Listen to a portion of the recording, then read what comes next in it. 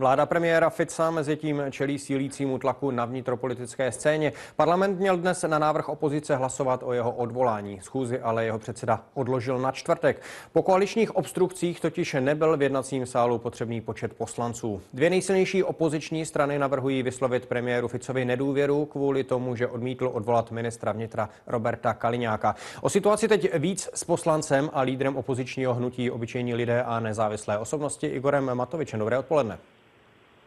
Dobré odpoledne. Jak vidíte to možné šance na vyslovení nedůvěry premiérovi? Opozice sama o sobě potřebný počet hlasů nemá. Co tedy tím krokem sleduje?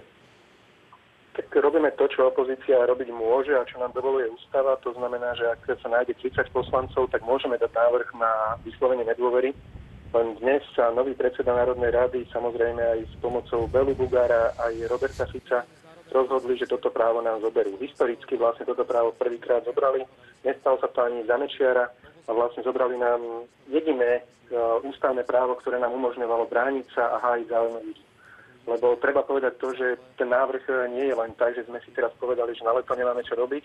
Samozrejme, že my by sme najradšej boli na dovolenkách, ale máme premiéra, ktorý dnes bol rečniť v Štrasburgu vo všetkom možnom, ale býva v byte daňového podvodníka, ktorý je postavený z daňových podvodov a berie od neho každý mesiac 4,5 tisíca zvýhodnenie v nájme, čiže v podstate berie úplatok každý jeden mesiac 4,5 tisíca eur.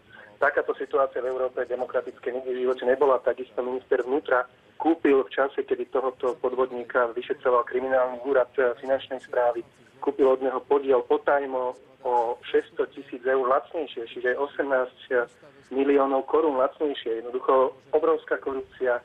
Upozorňujeme na to. Ľudia demonštrujú v uliciach. 5 000 ľudí každý týždeň je v uliciach pred bytom Roberta Fica a oni sa tvária, že nič sa nedieje.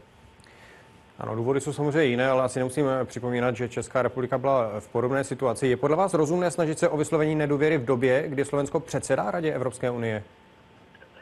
Myslím, my to robíme práve preto, že mali by sme byť vzorom. A nemôže byť krajina, alebo taká krajina nemôže byť vzorom, ktorá má na čele skorumpovaných politikov. Robert Fico a Robert Kaliňák sú tak skorumpovaní, že nám robia o mnoho viacej hanbu, ako by nám robili reklamu. Samozrejme, z tohto pohľadu nás to mrzí, že v tomto čase to je, ale dávali sme čas Robertovi Ficovi dostatočný, aby odvolal ministra Kaliňáka ešte pred našim predsedníctvom. Neurobil to, tvrdošíjne si za ním stojí, lebo bohužiaľ obidvaja sú v tom podvode namočení. Ano. V případě, že by se našel dostatek hlasů a současná vláda na Slovensku by skončila, má opozice nějaký plán opět tedy i ve vztahu k Evropské unii? Myslím si, že netreba podceňovať ľudí, ak by boli predčasné voľby, ak by mali ľudia na novo rozdať karty, tak aj vzhľadom na Brexit ľudia by sa rozumne rozhodli a verím tomu, že by sme mali konečne demokratickú vládu, ktorá by sa vrátila k tomu, čo sme si aj spoločne s vami v Čechách na novembrových námestiach slibovali. Říká poslanec Igor Matovič. Já vám děkuji, že jste byl hostem našeho vysílání a naslyšenou. Ďakujem veľmi pekne, všetko dobré.